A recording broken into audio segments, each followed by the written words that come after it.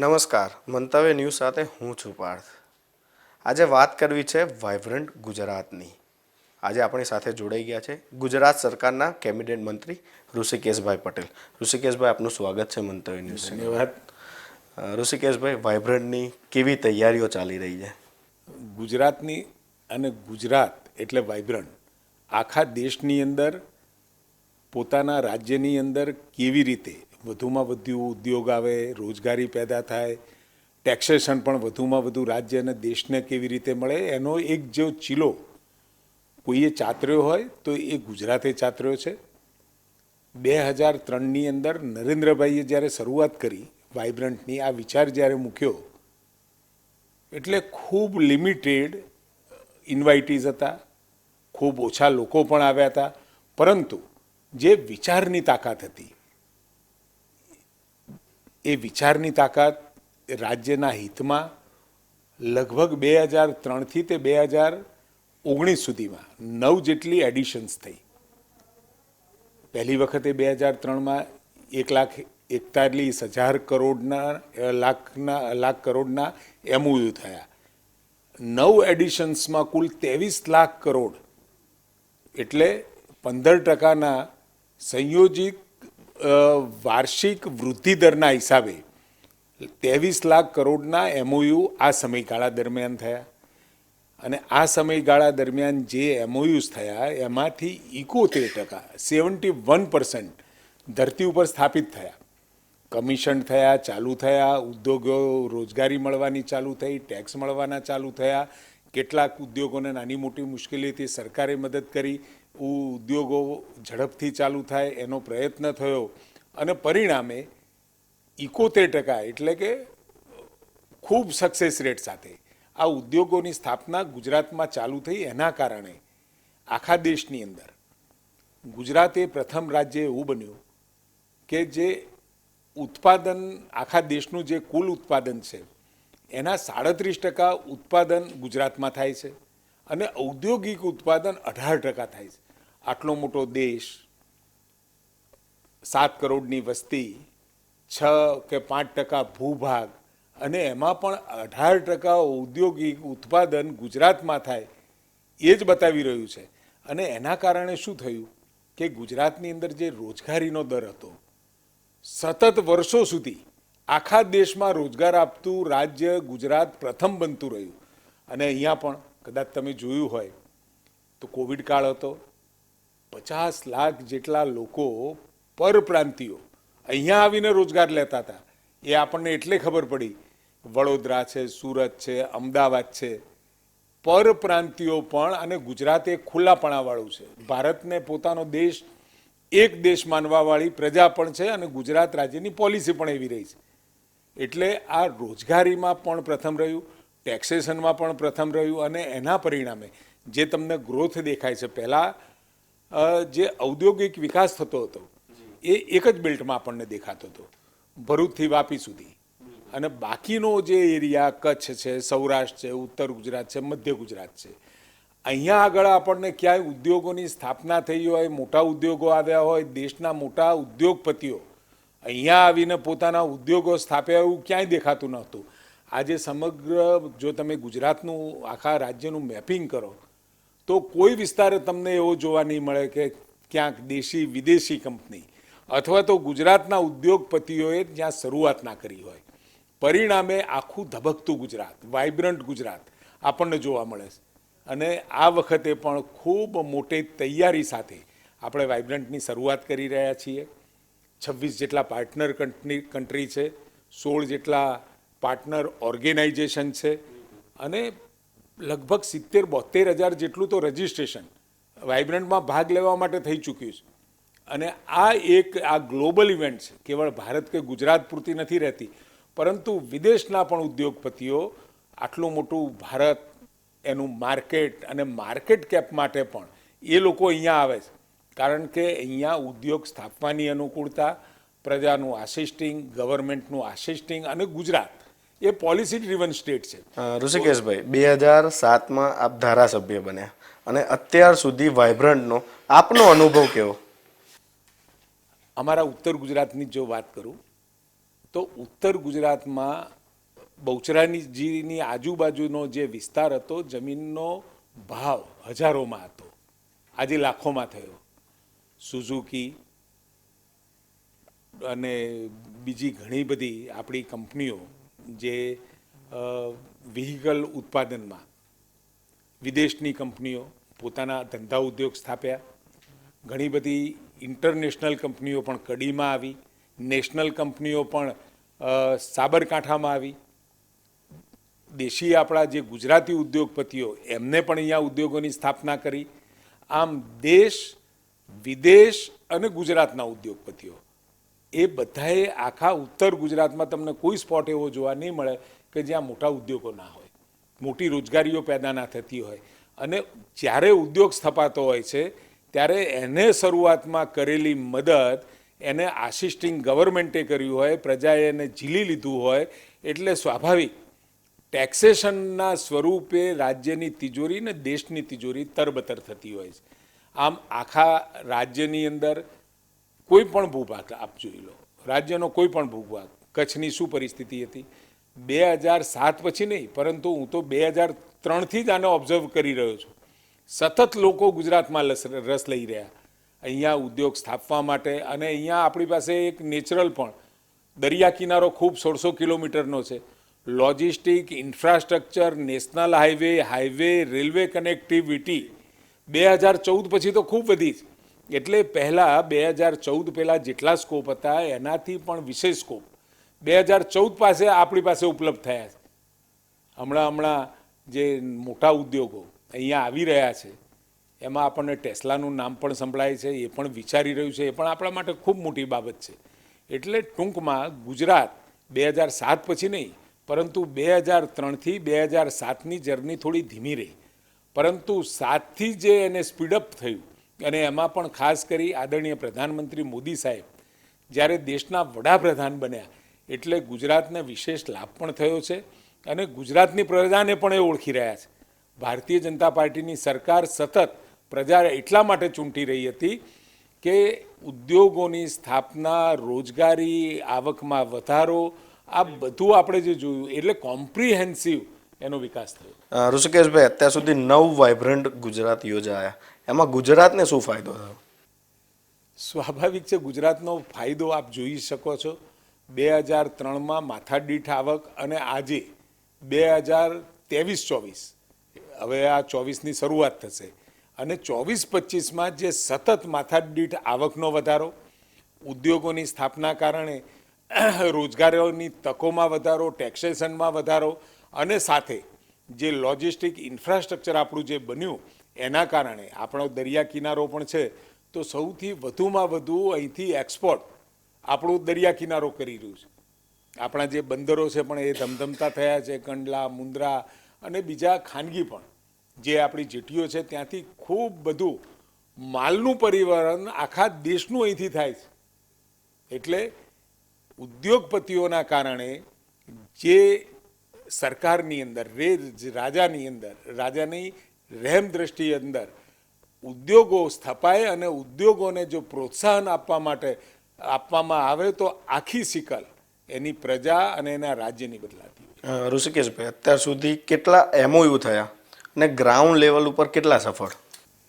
મેં કહ્યું કે 2009 સુધીમાં લગભગ 1.41 લાખ MOU થયા. એમાંથી 71% એ ગ્રાઉન્ડ ઉપર અત્યારે સ્થપાઈ ચૂક્યા છે. અને જે છેલ્લું 19નું MOU હતું એમાં તો આપણો સક્સેસ રેશિયો 82%નો છે. આ વખતે તમને ખાસ કહું કે જે MOU થયા છે એમાં MOU પ્લસની આપણે નીતિ લાવ્યા છીએ. MOU પ્લસ એટલે એની ફિઝિબિલિટી, એની નાણાકીય સદ્ધરતા અને જમીનની અવેબિલિટી પણ આપણે ચેક કરીએ છીએ. તદુપરાંત દરેક જિલ્લામાં પહેલાં શું થતું કે અહીંયા રાજ્ય લેવલે ખૂબ મોટા ઉદ્યોગપતિઓ અહીંયા આવે ને MOU કરતા હતા, અને એમાં પણ ખૂબ મોટી રકમના MOU થતા હતા, સંખ્યા પણ મળતી હતી. પરંતુ આ વખતે દરેક જિલ્લાએ જવાનું નક્કી કર્યું, નાનો ઉદ્યોગપતિ હોય તો પણ આમાં પાર્ટિસિપેટ કરી શકે. એટલે જિલ્લા કક્ષાએ જઈને પણ નાના ઉદ્યોગપતિઓને આ MOU કરી શકે એની જગ્યા અને પ્રોત્સાહન રાજ્ય સરકારે આપ્યું.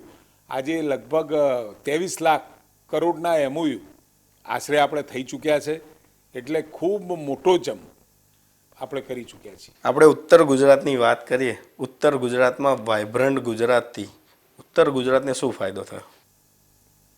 ઉત્તર ગુજરાતમાં 2003 પછીની વાત કરું ને 3 પહેલાંની વાત કરું, 2003 પહેલાં ઉત્તર ગુજરાતમાં કોઈ ઉદ્યોગો નહોતા, કારણ કે ઔદ્યોગિક નીતિ પ્રમાણે અહીંયા કોઈ ઉદ્યોગ આવે સ્થાપે તો સરકારનું આસિસ્ટિંગ નહોતું, એની મદદ નહોતી, કોઈ પોલિસી નહોતી. એના કારણે કોઈ ઉદ્યોગો ઉત્તર ગુજરાતમાં સ્થપાતા નહોતા. આજે બહુચરાજીનો જે ઓટો હબ તરીકે જે નામના મળી છે, એટલે વિરમગામ અમદાવાદનો પટ્ટો અને મહેસાણાનો પટ્ટો, સિરામિક ઉદ્યોગ હિંમતનગરમાં સ્થપાયો, કેટલીક નેશનલ ને મલ્ટીનેશનલ કંપનીઓ આપણી અરવલ્લીમાં આવી, પાટણની અંદર ચારણકા ખૂબ મોટો આપણો સોલર પાર્ક, બનાસકાંઠાની અંદર બનાસ ડેરી અને એના સિવાય એગ્રો બેઝ ઇન્ડસ્ટ્રીઓ પણ ત્યાં આવી. ત્યાં કોલ્ડ સ્ટોરેજો ખૂબ નહીવત અને જૂજ પ્રમાણમાં હતા. અને ઉત્તર ગુજરાતનો જે વિસ્તાર છે એના નેચરલ રિસોર્સ એગ્રીકલ્ચર છે, અને એગ્રીકલ્ચર આધારિત ઉદ્યોગો પણ ઉત્તર ગુજરાતની અંદર જે સ્થપાયા એના કારણે દરેકે દરેક વાવણીમાં એગ્રીકલ્ચરમાં લોકોને ખૂબ સારા ભાવ મળતા થયા. ઋષિકેશભાઈ, અત્યાર સુધી 9 વાઇબ્રન્ટ ગુજરાત યોજાયા. 10મા વાઇબ્રન્ટ ગુજરાતમાં અલગ શું હશે? આ વખતના વાઇબ્રન્ટ ગુજરાતની અંદર ખાસ કરી એમઓયુ પ્લસની નીતિના કારણે એનો જે ઉદ્યોગો જમીન ઉપર સ્થપાવવાનો દર ખૂબ લગભગ 100%ની આજુબાજુ થાય એની આપણે કાળજી રાખી છે. તથા જિલ્લાની અંદર કે જે ડિસ્ટ્રિક્ટની અંદર જે નાના મોટા ઉદ્યોગપતિઓ હોય, કોઈને 2 કરોડ 5 કરોડ 3 કરોડ 10 કરોડ નાના પણ ઉદ્યોગો સ્થાપવા હોય તો એને પ્રોત્સાહન આપવાનું કામ પોલિસી ડ્રીવન સ્ટેટ હોવાના નાતે અત્યારે કોઈ પણ ઉદ્યોગ એવો નથી, કોઈ પણ નવી પોલિસી આવે, નવો ઉદ્યોગ આવે, નવી ટેકનોલોજી આવે, એની સાથે જ રાજ્ય સરકાર પોતાની પોલિસી જાહેર કરે છે. ગ્રીન હાઇડ્રોજનની વાત છે, ઇલેક્ટ્રિકલ વ્હીકલ્સની વાત છે, સેમિકન્ડક્ટરની વાત છે.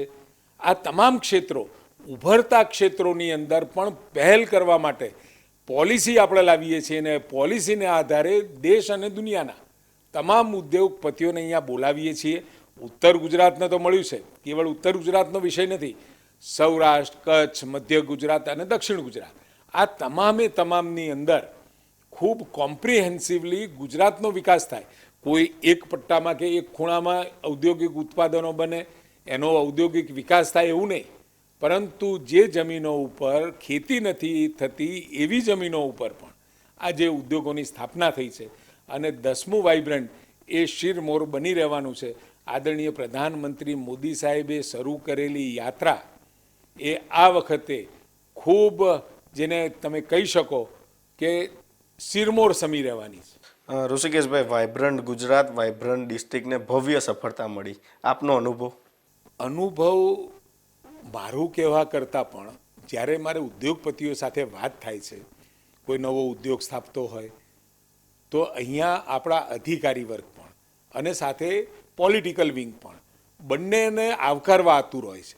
અને એના પરિણામે જે ઉદ્યોગો સ્થપાવાના કારણે જે ઉદ્યોગો ઝડપથી, એની જમીનનો પ્રશ્ન છે, એનેનો પ્રશ્ન છે, એને કોઈ ઇન્ફ્રાસ્ટ્રક્ચરની જરૂર છે, ઇલેક્ટ્રિસિટીની જરૂર છે, ખૂબ ઝડપથી એમઓયુના આધારે એને દરેકે દરેક બાબત ધક્કા નથી ખાવા પડતા, ઓનલાઈન એને તરત જ એ મંજૂરીઓ મળે છે, અને એના પરિણામે જાહેર કરેલા ઈરાદો ઝડપથી પ્રોડક્શન સુધી પહોંચે ત્યાં સુધી સરકાર પીછો કરી રહી છે. ઋષિકેશભાઈ, આ વખતે વાઇબ્રન્ટ ગુજરાતમાં કયા ઉદ્યોગ પર વધારે ભાર આપવામાં આવશે?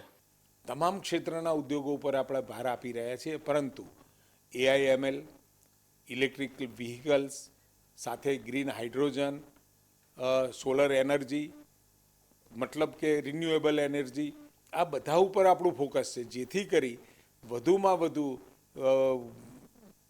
જેને કહેવાય કે પ્રદૂષણનું માત્રા ઘટાડી શકાય એવા પણ ઉદ્યોગોને પ્રોત્સાહન આપવાની નીતિ આપણે નિર્ધારિત કરી છે.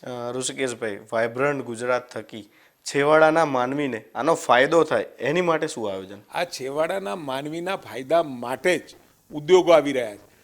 અનસ્કિલ્ડથી લઈ અને સ્કિલ્ડ સુધીનું કામ એ નાના મોટા માણસના હાથમાં આવે અને સ્વાભાવિક ઉદ્યોગ સ્થપાય એટલે રેવન્યુ પણ વધવાની, અને રેવન્યુ વધે એટલે નાની મોટી સગવડો જે પ્રજા સુધી પહોંચાડવાની છે.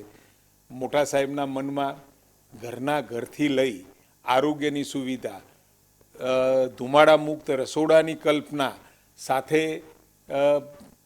કૃષિ, ખેડૂતોને ક્યાંય નાની મોટી ખેતીના સમયે ઉછીના પૈસા ના લેવા પડે એના માટે કૃષિ સન્માન યોજના, પેન્શન યોજના, વીમા યોજના, 17 જેટલી યોજનાઓ જ્યારે કેન્દ્ર સરકાર તરફથી આપણને મળતી હોય એટલે સ્વાભાવિક એની જીએસટીની આવકમાં વધારો થાય, કેન્દ્ર સરકારની તિજોરીમાં જમા થાય અને આપણો ભાગ પણ ગુજરાતનો વધારે આવે. એટલે સ્વાભાવિક આ યોજનાઓનો લાભ પાણીથી લઈ, ગેસથી લઈ, મકાન સુધી તમામે તમામ લાભ આ જે તબકો કે જે નીચેના વર્ગનો છે એને એક સ્તર સુધી કોમન, જેને કમ્ફર્ટ ઝોનમાં લાવવાનો જે નરેન્દ્રભાઈ સાહેબનો વિચાર છે એને ચરિતાર્થ કરવા માટે ખૂબ મોટો આનો વાઇબ્રન્ટ ગુજરાતનો પણ રોલ છે. અને વાઇબ્રન્ટ ગુજરાતનો રોલ છે એટલે જ આજે સમગ્ર રાજ્યો આ દિશામાં આગળ વધી રહ્યા છે અને પોતાના ત્યાં અનુકૂળ પરિસ્થિતિઓ પેદા કરી વધુમાં વધુ ઉદ્યોગો પોતાના રાજ્યમાં સ્થપાય, જેથી કરી સામાન્ય જણ સુધી વધુમાં વધુ ઉપયોગિતા અને ફેસિલિટી પહોંચાડી શકે. નવ વાઇબ્રન્ટ ગુજરાત બાદ આજે પણ રોજગારીનો પ્રશ્ન છે, એની માટે શું આયોજન છે? આખા દેશની અંદર ગુજરાત સતત પ્રથમ નંબરે રહ્યું છે અને મેં કહ્યું કે 50 લાખ કોવિડ દરમિયાન અહીંયા રહેતા લોકો, પરપ્રાંતિયો જો અહીંયા પોતાના બિહારથી, ઉત્તર પ્રદેશથી, ઓરિસ્સાથી, કર્ણાટકા, દરેક જગ્યાએથી અહીંયા રોજી મેળવવા આવતા હોય એટલે રોજગાર અહીંયા છે જ, પરંતુ પોતાની સ્કિલ પ્રમાણેનો રોજગાર લેવાની તૈયારી યુવાનોએ પણ રાખવી પડશે. બહારના જો અહીંયા રોજગારી મેળવી શકતા હોય તો અહીંયા રોજગારની વિપુલ તકો છે અને એને કાયમ સરકારે આશિષ્ટ કરી છે. ઋષિકેશભાઈ, ગુજરાતમાં ઉદ્યોગો આવી રહ્યા છે, સાથે પ્રદૂષણ પણ લાવી રહ્યા છે. આદરણીય પ્રધાનમંત્રી મોદી સાહેબે કેવળ સમસ્યા નહીં, સમાધાન વિશે પણ વર્ષો પહેલાં અહીંયા મુખ્યમંત્રી હતા એટલે એમના સજેશન આપ્યા હતા. આ સરકારની અંદર ઓછામાં ઓછું પ્રદૂષણ થાય એવા ઉદ્યોગો અને સાથે પોલ્યુશન કંટ્રોલ બોર્ડની કામગીરી પણ ઓછામાં ઓછા પ્રદૂષણથી રાજ્યના ઉદ્યોગો સ્થપાય અને એ જે પોલિસી છે એ પોલિસીનો અમલ કડકપણે થાય એના માટેની નીતિઓ પણ બનાવી છે. અત્યારે એપીઆઈ એટલે કે એપીઆઈ પ્રોડક્શનમાં બલ્ક ડ્રગ પાર્ક આપણે ભરૂચમાં બનાવીએ છીએ તો કોમન ઇસીની વ્યવસ્થા, કોમન ટ્રીટમેન્ટ પ્લાન્ટની વ્યવસ્થા, આ બધી કોમન વ્યવસ્થા આપી અને ઉદ્યોગો અહીંયા આવે જેથી કરી પ્રદૂષણ ના થાય એની પણ તકેદારી સરકાર રાખી રહી છે. શિક્ષણ અને આરોગ્ય ક્ષેત્રે વાઇબ્રન્ટ ગુજરાતની અંદર શિક્ષણમાં પણ આપણે ખૂબ બધા એમઓયુ કર્યા છે. ફિગર્સને આંકડા અત્યારે મારી પાસે નથી, પરંતુ આરોગ્યમાં પણ ખૂબ બધા લોકોએ રસ દાખવ્યો છે. વિદેશી કંપનીઓએ અહીંયા હેલ્થ કેર ઇન્ડસ્ટ્રીની અંદર પણ ખૂબ મોટી સંખ્યામાં એમઓયુ કર્યા છે ને શિક્ષણમાં પણ, અને બંનેના અલગ અલગ આપણે એમઓયુ મુખ્યમંત્રી સાહેબની હાજરીમાં પણ આપણે કરી ચૂક્યા છીએ. ઋષિકેશભાઈ, છેલ્લા મારા 2 સવાલ છે કે વાઇબ્રન્ટ ગુજરાત 2024 માટે ઋષિકેશભાઈ કહેવું હોય તો 1 મિનિટમાં શું કહી શકે? ગુજરાતનો સર્વાંગીણ વિકાસ અને સાથે યુવાનો માટે રોજગારની તકોની ઉપલબ્ધતા વધારતું એકમાત્ર પ્લેટફોર્મ એટલે વાઇબ્રન્ટ ગુજરાત. અને છેલ્લો સવાલ છે કે અયોધ્યામાં રામ આવી રહ્યા છે, આપ શું કહેશો? 508-9 વર્ષ જૂની આપણી ધરોહર, આપણી આસ્થા, આપણી માન્યતા હજારો વર્ષ જૂની દરેક ભારતીયના અને દરેક હિન્દુના મનમાં પડી રહેલી ભાવનાને સાકાર કરતું અયોધ્યા ધામ બની રહ્યું છે એટલે ખૂબ હર્ષની લાગણી પ્રત્યેક નાગરિક કે જેના ઘરની અંદર ભગવાન રામની, ભગવાન કૃષ્ણની, ભગવાન શિવની પૂજા થતી હોય તો એના માટે તો જાણે દિવાળીનો પ્રસંગ હોય એ પ્રકારની લાગણીઓ દરેક હિન્દુ સમાજના મનમાં જન્મી છે. ઋષિકેશભાઈ જોડાયા તે બદલ આપનો આભાર. ધન્યવાદ. આ હતા કેબિનેટ મંત્રી ઋષિકેશભાઈ પટેલ, જેમણે દિલ ખોલીને વાત કરી. ફરી મળીશ એક નવા વિષય સાથે, નવા વ્યક્તિ સાથે. આપ જોતા રહો મંતવ્ય ન્યૂઝ. નમસ્કાર.